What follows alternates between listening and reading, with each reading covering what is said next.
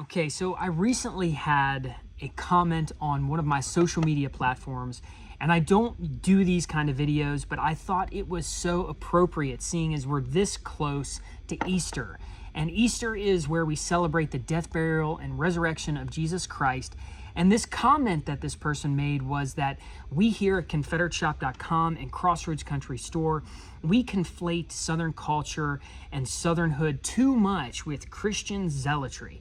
And how I wanted to address that is Christ is King. And I think that it's historically accurate to say that Christianity is an integral part of the old Confederacy and Southern culture back then and today itself.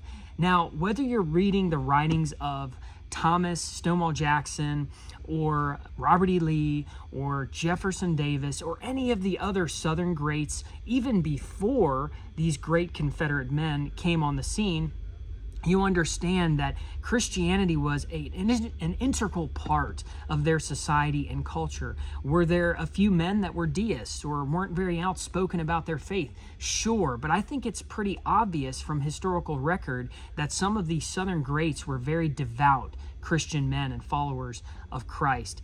Also, another point I want to make perfectly clear is that when you read many of the slave narratives and you read about plantation life in the South prior to the war between the states, you see that Christianity was a very important part to the slave population, and it was often impressed upon them by the masters and the family into the slave population. That's another great point.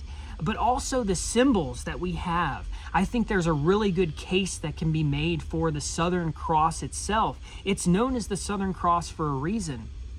But even so, when it was adopted onto the second national Confederate flag, there are historical remarks that you can easily find on record where people associate the Southern Cross or the flag that they were adopting.